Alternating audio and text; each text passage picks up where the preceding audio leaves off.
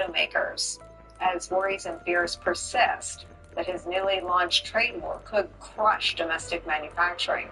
Trump did not announce what moves, if any, he will take to address the fact that the people who voted for him are still having lived experience of their bills going up, not down, because of his tariffs. Joining our conversation, at the table, New York Times editorial board member, MSNBC political analyst Mara Gay.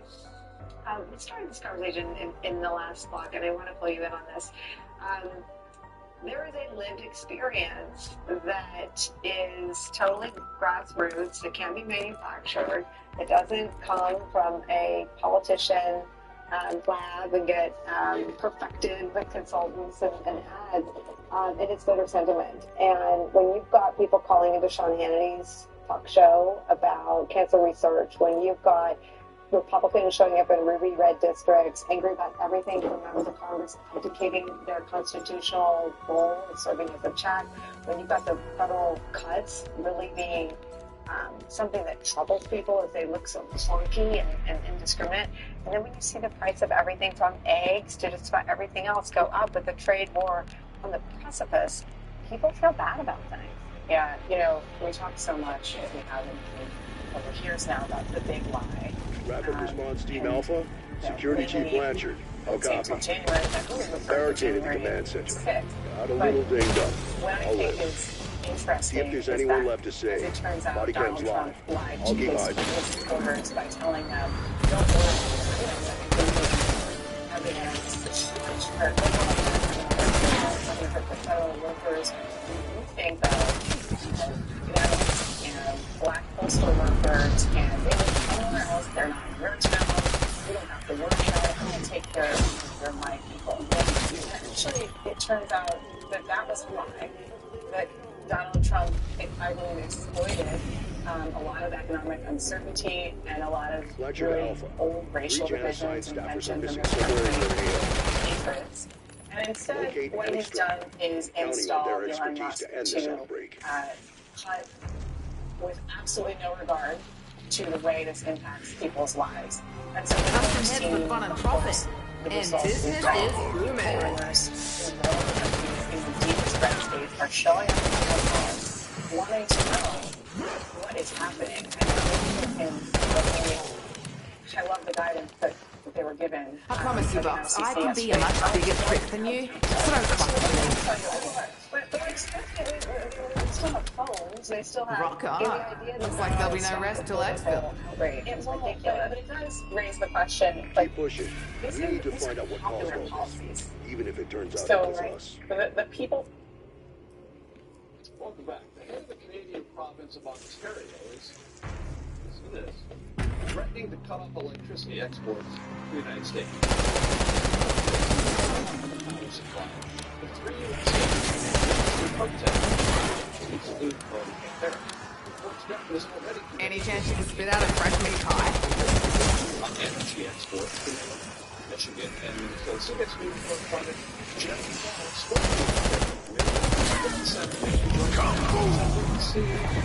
So I understand that Ontario, largest manufacturer of car parts in Canada. What impact could this 30-day delay and the tariffs on those auto parts have? Well, Major, great to be with you. I mean, the Premier has been vocal about this issue of automotive tariffs leading up to this announcement today about this pause. Basically, he says it's going to hurt people on both sides of the border. And that's because car plants here in the U.S. heavily rely on parts from Canada and Mexico. And the way this works, explained by Olivia earlier today as well, is that these parts will go back and forth several times before a car is actually made and sold here in the U.S. And essentially what that means is the price of these cars could skyrocket if the parts keep getting slapped with tariffs every time they cross the border. So I spoke to the Premier about what this 1-month pause means today. He said, leading up to this announcement from the White House, he had a phone call with Commerce Secretary Howard Lutnick. He believes that phone call, at least in part, played a part, that is, in this 1-month pause. Listen. The tone is, nothing's for sure right now, and that's very concerning. As I always say, the only country that's benefiting from this squabble, if you want to call it that way, that is China. You know, as China is flooding markets around the world, undercutting American and Canadian workers, and they're sitting back laughing, watching the two closest friends and allies fight a tariff war. So, Major, in case you're wondering why a premier of Ontario has a seat at the bargaining table during these trade discussions, it's because Ontario is super important. The premier of Ontario is sort of like a governor here in the U.S., but Ontario is key because it's such a huge trade partner with the U.S. It is the nation's largest economy in Canada, home to some pretty big industries, not just automotive, but manufacturing and technology as well. It is also super populated. 40% of Canadians live in Ontario. So, Chanel, Ontario can play a big role in this, not just conceptually, but economically, practically. What other steps is the premier either thinking about or already set in motion? Well, he's already committed to banning American companies from bidding on Ontario infrastructure projects, also removing American alcohol from store shelves. We've already seen this happen today, and canceling a $100 million deal with Elon Musk's Starlink internet provider. And he says he is open to cutting off electricity to 3 bordering American states. Listen. As President Trump is, trying to get his tax cuts and other areas, he's really just creating chaos. There's one person responsible for that, and that's President Trump. And, Major, I spent a decade covering politics in Canada before moving to the U.S., and I have to say, this is extraordinarily spicy, what we're seeing, this rhetoric in Canadian politics. We saw Premier Ford the last couple of weeks wearing this hat that reads Canada Not for Sale. He's been doing that at recent news conferences, and it comes on the heels of his re-election in Ontario, where a lot of people say he may have won because of this tough on Trump stance. We also heard from Prime Minister Justin Trudeau yesterday using really blunt and curt language. He actually also addressed the President Donald Trump by his first name, Donald. And Chanel, based on your experience covering Canadian politics, does this feel to you like maybe not a tipping point, but a sort of reassessment across Canada about its relationship with the United States, and if not the United States generally, with the Trump administration specifically? The timing here is so key because historically these two nations have been so intertwined culturally and, of course, economically as well. And we are starting to see a divide. I think, I'm hearing anecdotally a lot of Americans do think this notion of Canada becoming a 51st state may be a joke, but Canadians, many of them are not receiving it this way. A lot of people are taking this as a serious threat. As a result, we're seeing a lot of nationalism sort of emerge in Canada. And if you ask how, you might remember there were a lot of boos to the American national anthem at the last couple of big sports events between the two countries. There are also Canadians who are now boycotting American goods. And Major, there are tons of Canadians who will ordinarily come to Florida to spend the winter here. They are not doing that this year. A great perspective and reporting. Chanel Call, thanks so much. Thank you.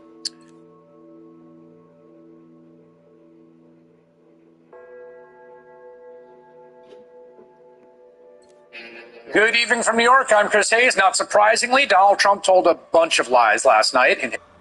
I want to bring in NBC's Kelly O'Donnell, who's covering the White House. Julie Circuit is on Capitol Hill with me. In studio, former Florida Republican Congressman David Jolly, an MSNBC political analyst, and Michael Hardaway, former communications director for House Minority Leader Hakeem Jeffries. Okay, Congressman, judging by the number of standing O's, I kept looking to see if somebody counted them. I didn't see a number, but there were a lot of them. Republicans are 100% on board with what the president was saying last night. But the other side of that is we clearly know they're getting an earful, at least some of them are, from their constituents. So the Wall Street Journal said Trump is testing Americans' appetite for upheaval. Is he? Sure. Yeah, look, Republicans are entirely on board, which also means Republicans own it, and they own this environment. And I think two things where last night may not have really landed, and I think we're going to see over the next 60, 90 days what happens. The American people fundamentally want a government that works, and they want an economy that grows. And what Donald Trump and Elon Musk are doing with Doge is not just laying off and firing federal employees, they're disrupting federal services.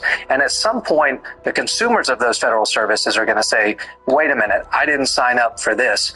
And then secondly, Donald Trump's economy, it's now his economy, is teetering on a real backslide here. The notion of stagflation now in conversation is absolutely real based on the Atlanta Fed's model. We'll see if that occurs or not, but inflation going up and seeing the economy in negative growth territory, if we see that, Donald Trump can no longer blame Joe Biden for that. And frankly, Donald Trump is contributing to the economic uncertainty with tariffs and some of the other moves he's making. So what we saw last night was a lot of truthful hyperbole, Donald Trump's words from his own book. You can call it lies if you want. This was not the most successful 100 days in the history of the country. It was anything but. He's disrupted the most important security alliance on the world stage. Ultimately, the American voters, as consumers of this administration, are going to realize the government's not working for me, and I'm no longer economically confident like I was when Joe Biden left office. Republicans in the chamber that were giving him the standing ovations are going to own that as much as the president does. So, Michael, if you buy the thesis that patience of the American people is wearing thin, or at least starting to wear thin, what do Democrats do about it? They have to tell the story. Donald Trump came in and said he'll drive down inflation and drive down prices. He's done the opposite. Our retirement accounts are in the free fall. You got the price of eggs going up, the price of gas going up. But he said that's because of Joe Biden. Of course, but that doesn't matter. He's owned this economy because he said that I have a mandate and they control the government. I think voters are smart, and they're smart enough to know that this is Donald Trump's economy. When they go to the store every day and eggs are $11, that is problematic. You fill up the tank, you can't afford $4 or $5 gas, and that is the real issue here. So, Kelly, where is the administration putting its focus now? Well, certainly, Chris, part of what they want to do is things like getting the tax cuts that the president talked about renewed in a permanent way. He laid some of that out last night. One of the things that was striking about his extensive address to Congress, the longest in history that we've been recording these, is that he talked very little in the grand sweep of his remarks about what he needs Congress to do. There were a few instances of that, but so often this kind of a speech in the chamber, speaking to both parts of Congress, the Senate and the House, is imploring them to go along with the president to get more done. There was some of that, but not as much as we typically would hear from presidents. In many ways, the president was stitching together his first term and his new term just weeks into office and touting achievements. Part of that is certainly setting the stage for framing his own time in office. He did that extensively. Here's a part of how he took credit and claimed credit for many of the things that he is doing and tried to put a stamp on what he wants to do going forward. It has been nothing but swift and unrelenting action to usher in the greatest and most successful era in the history of our country. And what makes it even more impressive is that, you know who number 2 is? George Washington. How about that? So from all of that, you get a sense of how the president has a very expansive view of executive power. And while he was happy to have the applause and to use the Democrats to call them out and to highlight the disruptions, he very much is emphasizing that he has a central role in American life now, and that he believes he could use that force for voter support and certainly the support he's seeking in Congress to try to continue to make sweeping changes and to claim his credit. Chris? Thanks so much for that, Kelly. Get the situation under control ASAP. Are you ready for anything? Republicans are meeting with the president today to talk about his agenda and government funding. What are they walking into? Well, they're walking into the meeting with an expectation that when they're walking forward, the supporting the resolution that they have never voted for in Congress. These fiscal conservatives, these are members of the House Freedom Caucus. So many of them, like Chick-fil-A, for example, are vehemently opposed to any kind of continuing resolutions. This time, we're ready for a softening in their tone when it comes to them. Feels like this stupid box is Because smacking Republicans have a strategy. I'm just going to pretend it's side effect from the Monster sodas. the last 2 weeks that House Democrats, you know including the top exactly what reporter this here at girl the House, wants. Rosa DeLaura, saying that she will not vote for a bill like this. They want to get certain guarantees. For example, the administration wants to spend the funds that Congress appropriates. Well, to get around that and to get around Johnson's very razor-thin majority, what the Speaker is trying to do is to work with Trump and to work with the administration to force these House conservatives to support the CR so that when it makes its way to the Senate, they don't really need to rely on any Democrats. Of course, in the Senate, they require a 60-vote threshold. They're going to need Democratic support regardless, which will put them in a bind. Democrats historically not in favor of shutting down governments.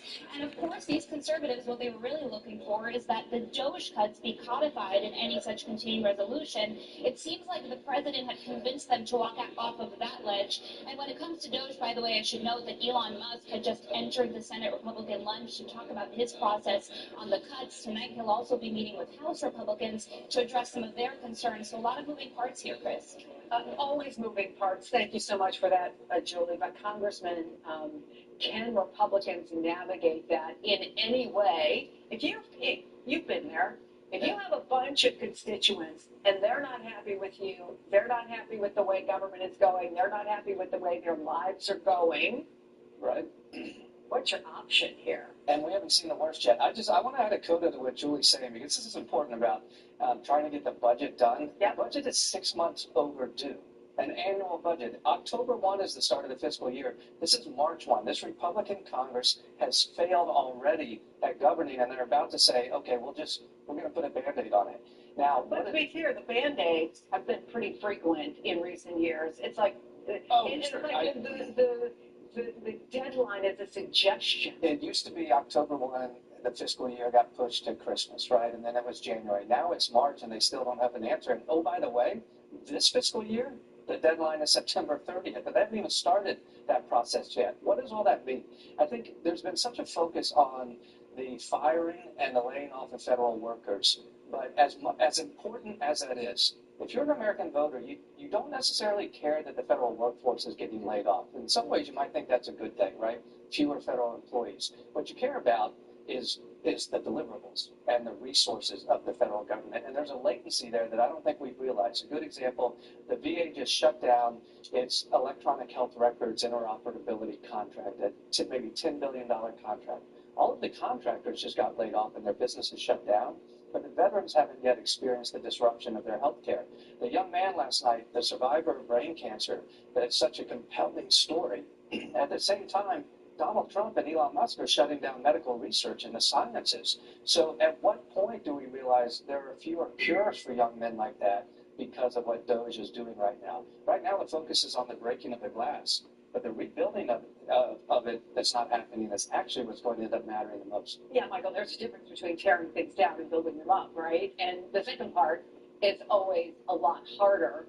How do Democrats convince the American people that they're the ones to build things up?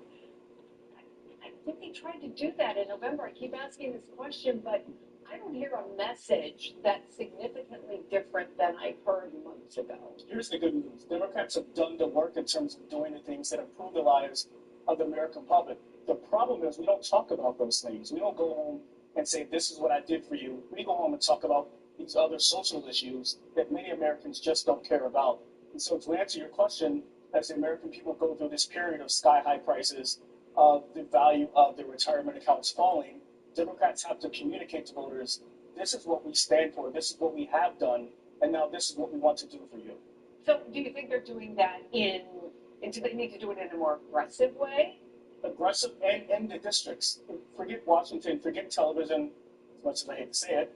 They should be in their districts holding town halls. I know it's awful, I'm sorry.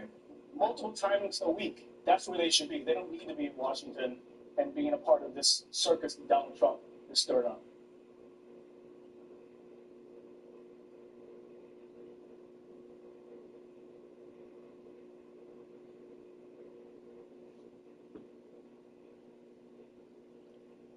Prime Minister and the President spoke today. I also spoke with the Secretary of State, Marco Rubio, a bit earlier at noon today, and the Minister of Finance, Dominique Leblanc, and the Secretary of Commerce, in the U.S., Howard Lutnick, spoke together. Now, we will make sure that we continue to defend Canadians' interests in the context of this unjustifiable trade war that was launched by the U.S., and also we'll make sure that we will never negotiate against ourselves. And so we will be there to stand strong. And it's not true that we will go through this psychodrama every 30 days. So our goal is to make sure that we're having conversations to bring back much more certainty. Trump and Trudeau spoke, and you spoke with your counterpart as well. So once again, what do you think that he's calling Trudeau again, Governor Trudeau? And that now they're referring to each other with their first names. So we understand that these are difficult conversations. The conversations are constructive, but of course, we have to remain without emotion. These are unjustified tariffs. Canada is seeking to reject the imposition of these tariffs, and we know that these are not necessarily related to border issues. We have to remember that the president, his powers are based on imposing these tariffs. And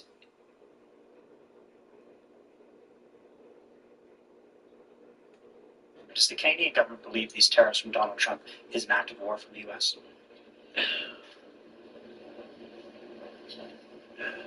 Canadians are not angry at the American people for this. We don't have anything against Americans. Americans are our neighbors, our friends, our partners. We do things together. We've done things together for decades and generations. This is a policy decision by the American government designed to go after the Canadian economy. This is a trade war, yes. But Canadians are hurt. Canadians are angry.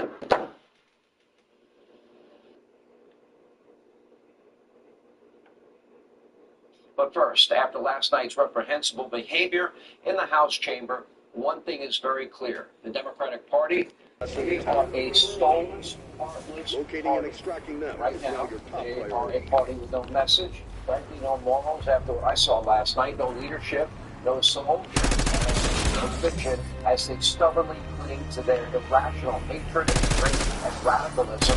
They've shown the country yet once again just how good kind of country they are with everyday Americans. They repeatedly acted on petulant children.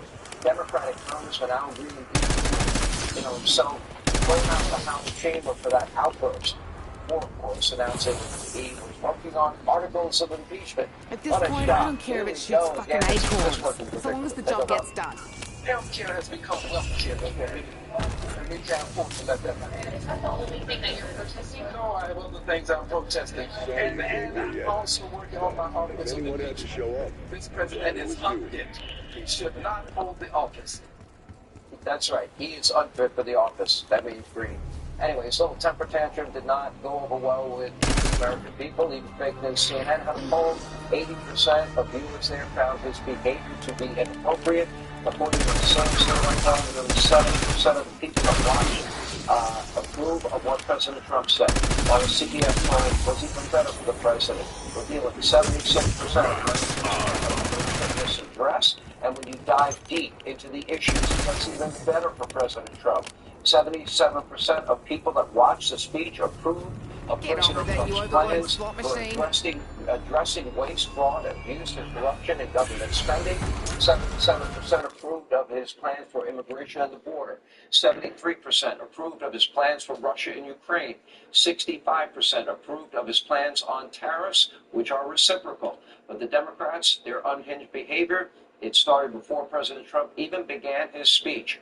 Earlier in the day, a truly bizarre, strange, awkward display of dozens of prominent Democrats simultaneously, seemingly, posting a video on social media attacking the president while using the exact same format, the exact same script. You can't make this up. Take a look. To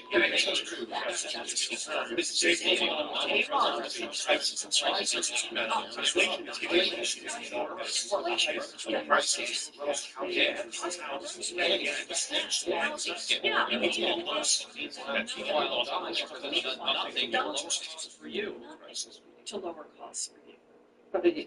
You really can't make this up. Contrary to what the Democrats said, President Trump delivered an incredibly powerful, uplifting speech highlighting his policies that will make our country stronger while celebrating everyday Americans with very heartwarming stories. But still, the Democrats...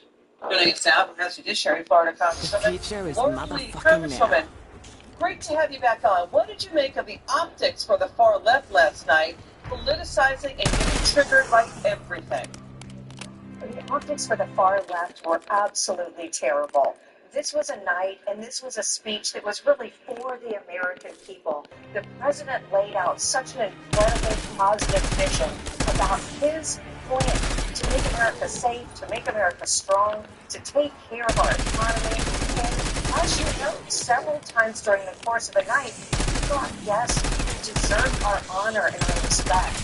And there was just not a moment, no matter how positive the message, no matter how great a thing for our country, there was not a moment that Democrats in the chamber would applaud or cheer or give him credit where credit is due. There really were moments where we talked about just the things that have already been accomplished in the first 6 weeks. Securing our border, making our communities safer.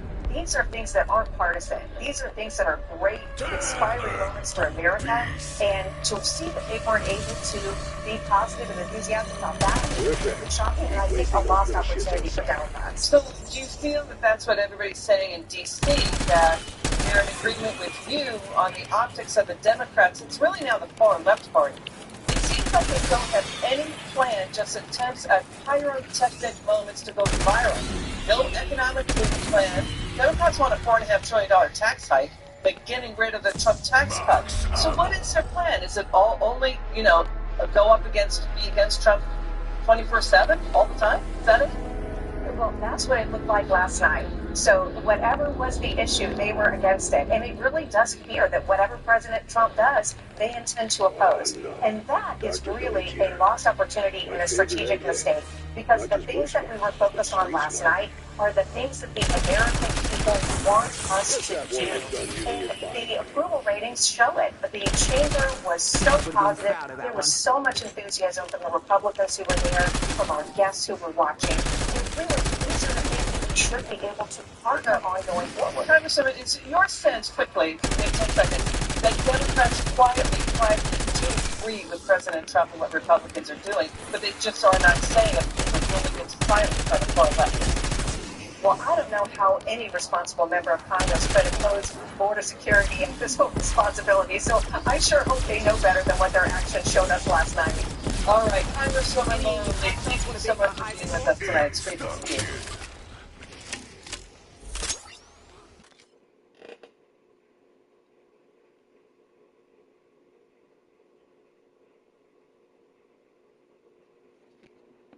When somebody's trying to grab power, when somebody's trying to destroy democracy, they benefit from people who are static, who refuse to be nimble. I mean, every Democrat could just continue to run in the same direction they've been running for the last 10 years, or you could realize that this moment is different, that this threat is unique. And to me, we don't have another year to fight this attempt to destroy democracy. Our democracy might be gone in 6 months. That was Senator Chris Murphy of Connecticut. We are back with our panel, Eddie Glano, Molly Belfast, and Jennifer Riggleman. Jennifer, Chris Murphy is not necessarily known as a Democratic activist, if you will. Very much so known for his bipartisan work in the United States Senate. But I think the fact that he is thinking about not having democracy in 6 months is something to take to heart. What are the things that this administration is doing? And they have the simple speak, right? They say they're not going to touch Medicaid and Social Security. The president says that. And then literally they put forward legislation that cuts Medicaid and Social Security. And he had all these lines in the speech about all of these people over the age of 100 getting checks that I just kept thinking, Why is he saying this? This has been debunked. Is he saying this as a pretext to be able to cut Social Security, make severe cuts? You got people warning about, like Governor O'Malley warning that next month people could potentially not get their checks. This is life or death for many Americans out there, is it not? It is. I think lying is a feature, not a bug in this administration. And by the way, we talk about debunking things. Who's hearing the debunking? We're sitting here with Molly and right? We're paying attention. We're watching everything. We're trying to see exactly what's going on. And people that are going to work 9 to 5 and have cheap jobs and paying attention to the lies of the administration. He's hoping for help. That's what Eddie, I'm with Eddie, right? I think that the passion is there. I'm getting to the point, looking at this, what Eddie said earlier, but to a point that it's beyond compassionate confrontation. We need people to stand up. We need people to say that these are lies, right? We look at Doge. What Congress is doing right now is a dereliction of duty. It's almost like they're happy that somebody, in an authoritarian type of way is doing these type of cuts, but really it's just a social club right now. That's what Congress is, right? It's a social club that's not really doing anything. And that's really, not surprising to me since I was in Congress, and I know how that goes a little bit. But lastly, talking about Social Security, Medicare, Medicaid, my district is incredibly rural. So many people rely on it. It's amazing. We're 65% rural. We have the most federally funded federal health centers, and we have people voting against what's best for them, and it's incredible to me. And I think that's what we have to get out there is to tell the truth. We almost need anti-town halls in these districts, where you go in there, and I think Democrats need to go in there and say, we're going to tell you the truth about what they're doing, right, in rural and urban areas. Medicaid just isn't something for the poor. That's for somebody who's been in awful circumstances. Hey, I kid on Medicaid when I was in college. So, those are the things. Sorry about that. I just got off on a rant there. But when Eddie said, I'm sorry, Eddie. Yeah, it's the bold flavour of rancid spinach without sacrificing the wallpaper paste texture. But Denver makes an important point. This point about that, did people hear the debunking? I think about, I was watching the Sanctuary Cities hearing today, and there was a moment where Congresswoman Presley of Massachusetts tried to insert something into the record and read the headline, and James Comer shut her down. Didn't even the headline very read. Let's take a listen to that very quick. I have several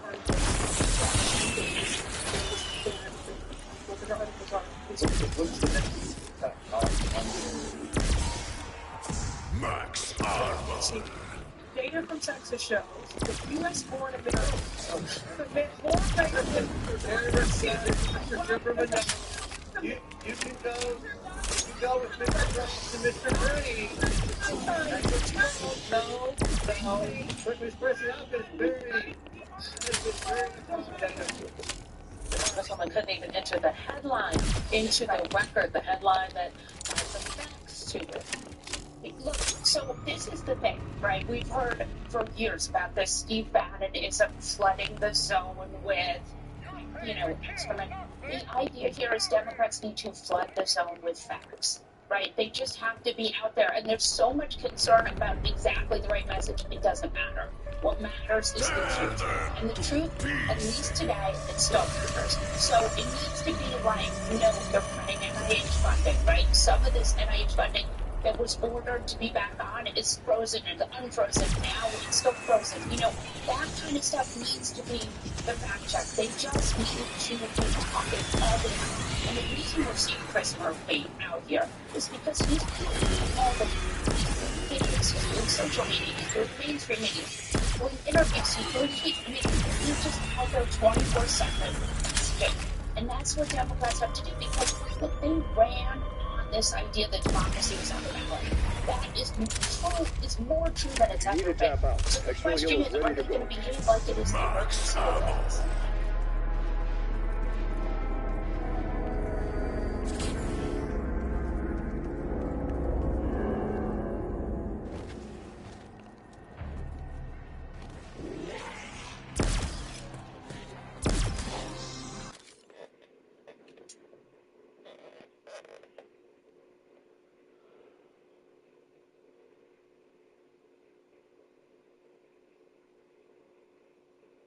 This Twitch fan crashes out and tries to attack his favorite streamer after being rejected by her, and this really just shows how far these parasocial relationships have gone and how desperate this can make some people, because this is a new low. And there's definitely a lot more to the story because the internet's reaction to this is actually a mixed bag, which was surprising to me. But then, on top of this, the same day, one of the largest female streamers, Amaranth, is almost convicted of a kidnapping and ransom situation. But that's just a whole other story. So clearly, the other day was a very dangerous day to be a female streamer. But today we have this guy who apparently stream snipes streamers, Ethereum, Valkyrie, and Senate. Stream sniping is where you essentially watch an IRL stream and show up where they are in real life, using the stream to find them. And that's essentially what he did. He had this harmless interaction with them at first, where he started by asking, hey, can I get a photo? How many is that?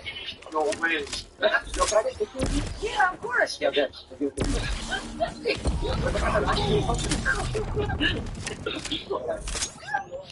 But then it just goes on to him shaking everyone's hand and just awkwardly trying to hang out with them. This is Bella. Hello. I was waiting for it. My name's Russell. Hi, nice to meet you. Hey, Rosie. Rosie, nice to meet you. Russell. You name's Russell? Russell. We came because we actually run a time. What's up? You got it? Timeline. So. No time frame. Did you want to? Oh, sorry. Sorry. Okay, so doing a photo? Yeah. Which, I mean, this is fine. It's not a crime to be awkward, but he does eventually take a photo. Please bring me. My brain is actually like black. Alright, talk. See a picture.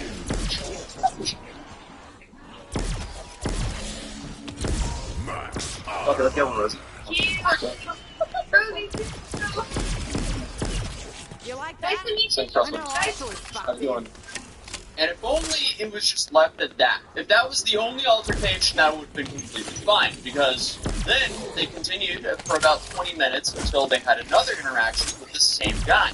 But apparently, they didn't recognize him at first because he changed his clothes. Dude literally put on a disguise to meet them again. But he then asks one of the streamers for her number. Yes, please. Oh, God. Oh God, yes, I did see. I seek for a change for the better, as you would say. Okay. And change can I get your number? I don't have a phone.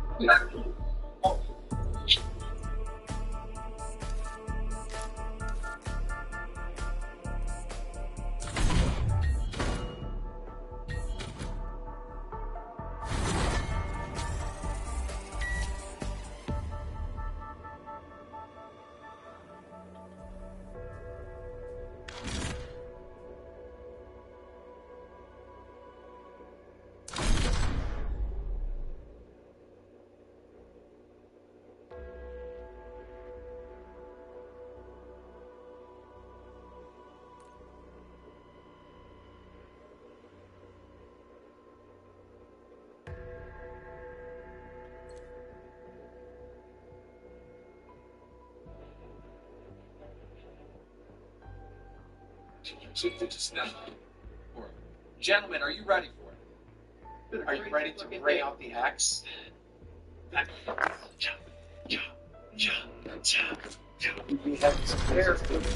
Eric, before you jump in, you're last. So don't jump in early. Don't pull you if we need to. Yeah, Eric, you fucked.